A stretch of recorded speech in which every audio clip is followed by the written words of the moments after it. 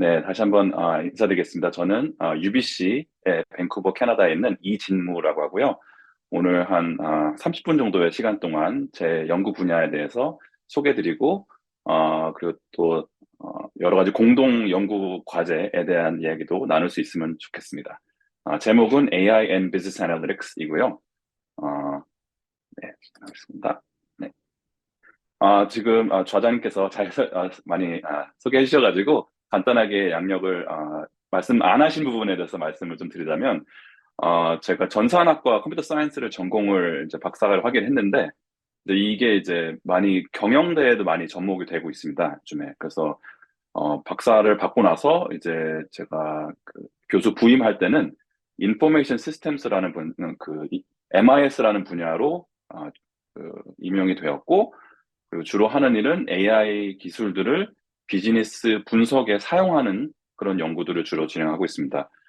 그렇게 하다 보니까 아무래도 많은 기업들과 실제로 많이 일을 하고 있거든요. 그래서 뭐 AT&T나 야후, 뭐 IJWorks, 캐나다 에너지 규제청, 삼성 연구소, 알고케어 등 다양한 뭐 큰 회사부터 작은 또 스타트업까지 그리고 또 정부기관 혹은 연구소와도 함께 많이 연구를 하고 있고요. 실제로 이제 그분들이 이제 데이터를 어떻게 처리하고 어떻게 의사결정에 도움이 되게 할지 그런 연구를 많이 진행하고 있습니다. 그리고 이제 인포메이션 시스템 분야에서 여러 에디토리얼 롤을 맡고 있고요. 저 연구는 캐나다 정부의 셔크라는 기관에서 많이, 지원을 받고 있고 미국에 제가 잠시 재직할 때는 NSF라는 곳에서 또 지원을 받았고 키스티랑도 과제를 세 번이나 했습니다. 그래가지고 네 키스티도 아주 잘 알고요. 그래서 사실 이번 여름에도 홍릉 홍릉에 갔었고요. 그리고 대전에도 종종 가고 예 그렇습니다. 그래서 아무튼 오늘 또 이 기회를 통해서 다양한 분들께 제 소개를 드리고 또 좋은 기회가 있다면 함께 또 협력하는 방안도 논의하면 좋겠습니다. 네, 제 연구실에 대해서 잠시 소개를 드리겠습니다. 좀 경영대는 좀 공대와 약간 다르게 사실은 이제 박사 과정들이 많이 있진 않아요.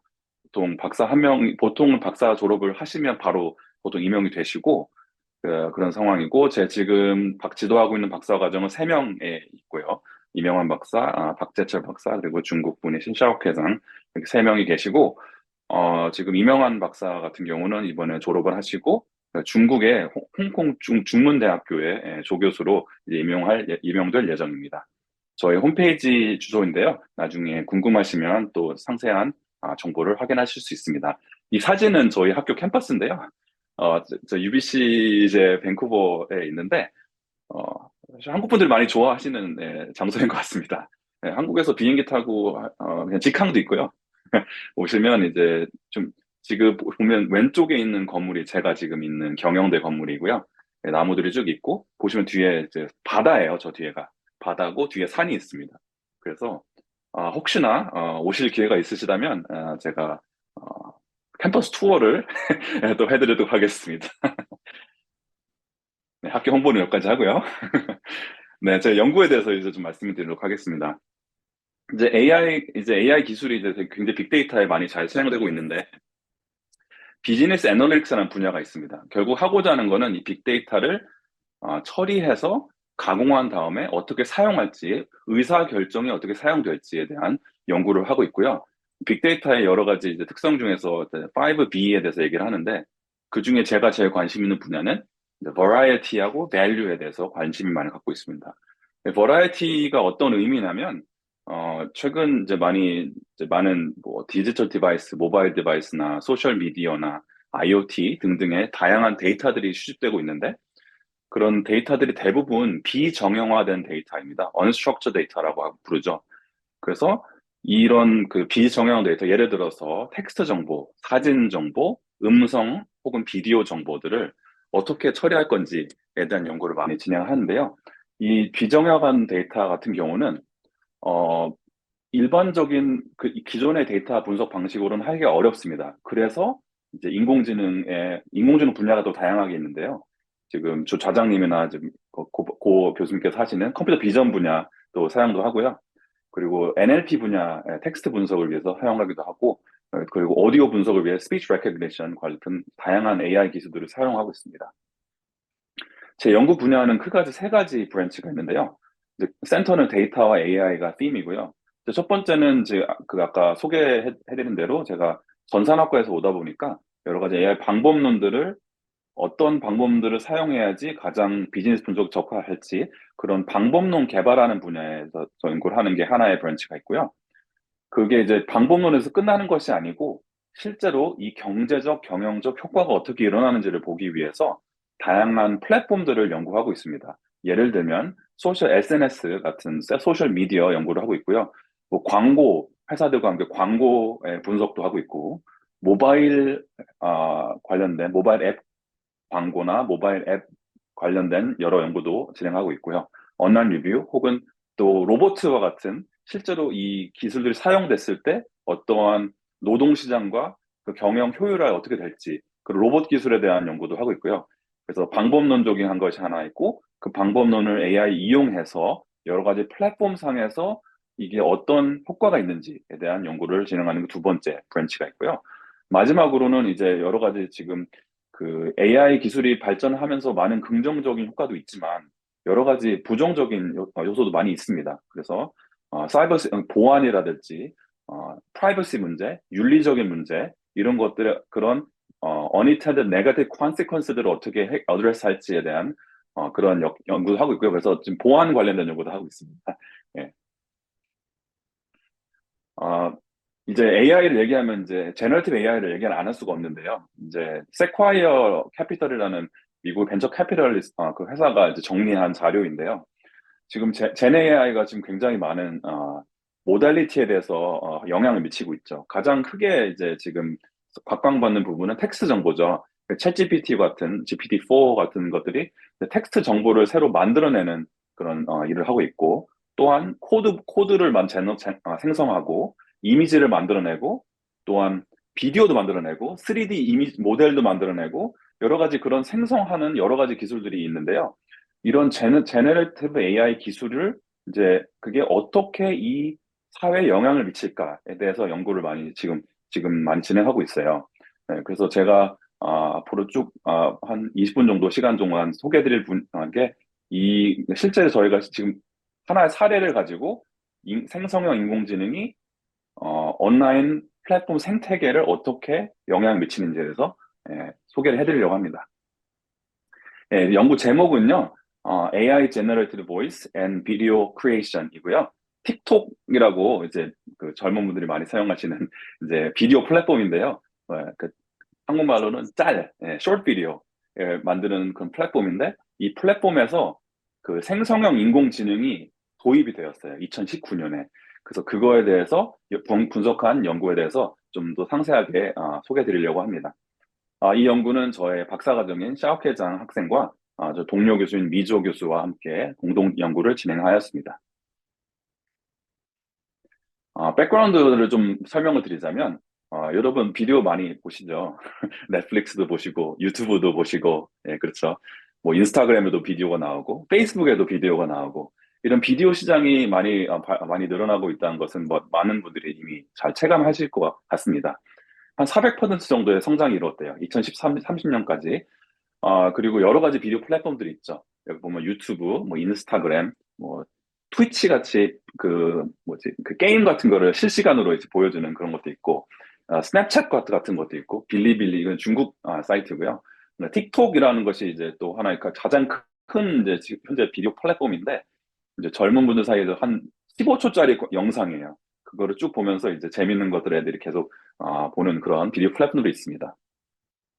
그런데 이제 이슈가 뭐냐면 이제 비디오 플랫폼과 모든 온라인 플랫폼은 투사이드드 마켓이라고 부르는데요. 공급자와 수요자가 둘 다가 존재해야 돼요. 이 플랫폼 상에서. 그 수요자들이 좋은 거를 많이 보면 볼수록 또 공급자들이 거기에 또 플랫폼에 들어와서 재밌는 것들을 만들어내고 그 사실 요즘 보면 그 연예인들도 유튜브를 많이 전향을 하잖아요. 이제 결국에 이 투사이드 마켓을 이제 형성하는 건데 이 비디오를 만든다는 것이 생각보다 간단치는 않아요. 왜냐하면 비디오를 만들려면 일단은 어떤 주제를 만들지, 스토리텔링을 먼저 생각을 해야 되고요. 주제 선정도 해야 되고, 그리고 영상을 찍어야 돼요. 근데 영상 찍는 기술이 생각보다 간단치는 않습니다. 지금은 사실은 많이 이제 아이폰이나 뭐 삼성 갤럭시 폰에서 다 여러 가지 카메라들이 많이 좋아져서 굉장히 쉽게 찍을 수 있긴 한데 그래도 간단치는 않아요. 구도 잡는 거랑 뭐 조명도 해야 되고 그리고 마지막으로는 음성을 따는 것이 또 하나 중요해요. 그 마이크 그 혹시 그 유튜버들 보셨는지 모르겠는데 이분들이 그 카메라에다가 그리고 마이크 전문 마이크를 들고 다니거든요. 그게 왜냐면 음성 따는 게 상당히 쉽지가 않아요. 그냥 일반 카메라로 하면 그 음성이 굉장히 이상하게 들어가거든요. 그래서 스토리텔링, 컴퓨터 비전, 그리고 사운드 이런 다양한 요소들에 대해서 고려해야 되기 때문에 간단치 않은 작업입니다. 실제로 유튜브가 2019년부터 그 비디오의 량이 증가폭이 이제 거의 없어졌어요. 계속 이제 스테이블하게 진행되고 있거든요. 그 빌리빌리라는 중국 이제 비디오 사이트인데 여기 같은 경우는 한 그 레베뉴의 한 27% 정도를 비디오 크리에이터들을 어떻게 유지시킬 건가에 대해서 투자하기 위해서 사용한다고 합니다, 실제로. 그래서 이제 제너러티브 AI, 생성형 AI가 뭔가 이제 그 비디오 시장에 영향을 끼칠 것 같은데 이제 두 가지 요소가 있어요. AI 종류가 기존의 생성형 AI 이전에는 주로 예측하는 AI였군요. Discriminative AI라고 부르는데 결국에 어떤 사람이 어떤 콘텐츠를 좋아할지를 예측을 하고 그거에 따라서 기존의 콘텐츠를 디스트리뷰션 하는 역할을 그 추천 시스템이죠. 레커멘데이션 그를 하는 것이 주로 AI의 역할이었어요. 그 보시면 아래 디스트리뷰션과 컨섬션에 유저들이 영향을 끼치는 게 주로 AI의 영향이었는데요. 또 최근에 이제 생성형 AI 같은 경우는 이 생산자들 프로덕션 사이드에도 큰 영향을 미치는 것을 알 수가 있습니다. 그 최근에 혹시 그 헐리우드 소식을 들으셨는지 모르겠는데 헐리우드의 이제 여러 가지 작가들하고 배우들이 최근에 데모를 했어요. 왜냐면 생성형 AI로 만들면 자기네 입지가 줄어들기 때문에 쓰지 말아야 된다 이런 식으로 여러 가지 지금 데모도 일어난 최근에 아마 그 타협이 된 것 같아요. 그래서 여러 가지 그러니까 사용을 안 한 건 아닌데 여러 가지 제약들을 줘서 아무튼 이 프로듀서들한테도 AI가 큰 영향을 미치고 있다라는 것을 알 수가 있습니다. 두 가지 그 프로덕션 사이드, 컨슈머 사이드 둘 다 AI가 크게 영향을 미치고 있죠. 제네 그 생성형 AI 기술이 이 아까 스토리, 비전, 사운드 세 가지 디멘션에 대해서 다양한 기술들이 사용되고 있는데 그 왼쪽에서 오른쪽으로 가는 게 이제 점점 더 이제 많이 이미 많이 성장된 기술들이에요. 그 텍스트 3D 같은 경우는 이제 막 시작되었고 비디오도 이제 막 시작되었는데요. 그 가장 많이 지금 사용되는 것은 텍스트 투 스피치 제너레이트 AI 기술입니다. 그래서 텍스트를 정보를 넣으면 그거를 자동으로 그 음성으로 변화시키는 그런 기술들이 가장 많이 사용되고 있습니다. 저희 데이터상으로 저희가 틱톡 데이터를 수집해서 봤더니 실제로 텍스트 투 스피치 제너 AI 기술이 한 55% 정도의 그 크리에이터들이 사용하고 있습니다. 한번 보여드릴게요. 이 사례를. 그래서 이제 여러분들이 어떤 뭐 좋은 비치에 갔어요. 뭐 해변에 가서 동영상을 찍고 나서 이제 Welcome to TikTok AI Voice라는 글을 찍고 그리고 Welcome to 변환시키면 TikTok AI Voice. It makes video creation much easier than before. 네, 실제로 자기 음성을 따는 것이 아니고 텍스트 정보를 넣으면 그걸 음성 변화를 해서 이 비디오를 만드는데 여러 가지 도움을 주게 됩니다. 이게 2020년 12월에 도입이 되었어요. 틱톡에.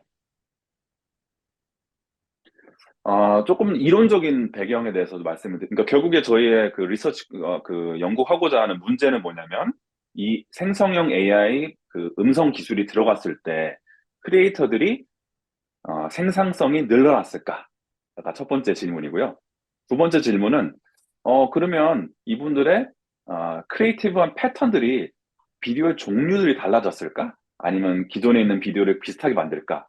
새로운 비디오를 만들지? 아니면 좀 더 긍정적인 비디오를 만들까? 아니면 자신을 드러내는 비디오를 만들까? 아니면 숨기는 비디오를 만들까? 이런 두 가지 질문을 가지고 이 연구를 진행했습니다. 이런 비디오를 만드는 이제 이렇게 두 가지 큰 요소들이 있는데 첫 번째는 일단은 그 자기 이미지 모티베이션이 있거든요. 여기 잘 보여서 멋지게 보이고 싶은 그런 욕망이 있는 게 한 가지가 있고 또 하나는 이 비디오를 만들 수 있는 그 capability가 있어야 돼. 실제 만들 수 있는 요소. 근데 저희 생각에는 이 AI 보이스는 이 두 가지 모두 다 영향을 끼치지 않을까라고 생각을 해봤습니다. 그, 그러니까 한번 생각을 해보면 프로덕티브, 그 생산성은 좋아질까라고 생각하면 대부분의 여러 연구들을 보면 생산성이 향상되는 것은 많이 공통적으로 발견되고 있습니다. 이게 코딩 같은 경우도 그렇고, 뭐 비디오 만드는 것도 그렇고, 텍스트만 논문 쓸 때도 그전에는 영어 쓰는 게 상당히 어렵기 때문에 좀 여러 가지 힘들었는데, 이제는 대충 쓰고 나서 챗GPT한테 좀 고쳐줘 이러면 잘 고쳐주잖아요. 그래서 아마도 프로덕티브는 좋아지지 않을까 생각을 해보고, 노블티. 그러니까 이전에는 어떤 비디오를 찍기 위해서 음성도 따야 되고 여러 가지 제약들이 있었는데, 이제는 비디오만 찍으면 되고 음성은 나중에 입혀도 되기 때문에 좀 더 새로운 종류의 비디오가 나오지 않을까? 라고 생각이 들기도 하고요. 그리고 목소리를 내 목소리에 쓰는 게 아니고 인공지능이 내 목소리를 대체하는 거기 때문에 내 얼굴을 더 보여주고 싶은 욕구가 생길 것 같기도 하고, 아니면 아니 반대로 목소리가 내 거 목소리 아니니까 나도 얼굴 안 나올래 이렇게 생각할지, 뭐 여러 가지 그런 궁금증을 자아나게 됩니다. 네, 저희 이 이제 연구 데이터는요, 저 앙상블 데이터라고 이제 독일에 있는 이제 스타트업인데요. 얘가 API 서비스를 제공하는데 틱톡에 있는 10,000명의 크리에이터의 데이터를 수집을 해서 그 특정 여러 가지 이 AI 음성이 영어권에 먼저 들어갔거든요. 영어가 먼저 시작돼서 영어를 사용하는 권의 분들을 했고, 결국 한 5천 명 정도의 크리에이터들을 수집을 했고, 그분들이 생성한 한 6개월 정도의 비디오 데이터를 분석을 했어요. 비디오가 좀 많죠. 그래서 다운받으면 한 메타라바이트 정도 되고, 이 비디오 분석을 하는데 아주 재밌게 잘했습니다. 그 비디오 분석을 하면 이제 비디오가 아까 텍스트, 비주얼, 오디오 세 가지 분야가 그 모달리티가 있는데요. 이 세 가지 다 분석을 해야 되겠죠. 첫 번째는 텍스트에서 트랜스크립션에서 그거를 텍스트화 시키는 게 하나 있었고요. 두 번째는 비주얼하게 보는 것이 있고, 마지막으로 음성 따는 게 있었습니다. 네, 음성에 대해서 좀만 설명을 드리자면, 배경음악을 없애고, 어떤 목소리인지 알아서 이게 AI 목소리인지 아닌지, 디텍션을 해야 되는 것이 첫 번째 관건이고요. 두 번째는 이제 얼마나 많은 비디오를 만들어내는지, 이건 개수고, 오랫동안 하는지, 그리고 새로운 비디오인지 아닌지 보기 위해서 이미지 바인드라는 그 트랜스포머 모델을 사용해서 이게 얼마나 새로운 비디오인지를 매저를 했습니다. 또한 이분이 어떤 얼굴인지를 프로파일 비디오를 보고 얼굴을 보고 이 비디오에 이분이 얼굴이 나오는지 안 나오는지 비디오 분석을 통해서 분석을 했고요. 그리고 보통 나에 대해서 얘기를 하면 I, my, me 같은 그런 대명사들을 많이 사용하는데요. 그거의 퍼센트를 매저를 했습니다. 그리고 긍정적인지 부정적인지에 대해서도 분석을 했고요.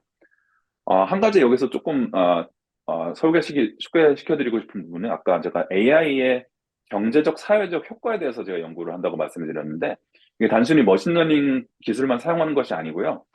이게 어떠한 인과관계를 인과 추론하기 위해서는 어떤 컨트롤 그룹이 있고 트리트먼트 그룹이 있고, 그게 어떤 도입이 됐을 때 인과적으로 바뀌는지를 보기 위해서는 계량 경제학이라는 그런 방법론을 사용합니다.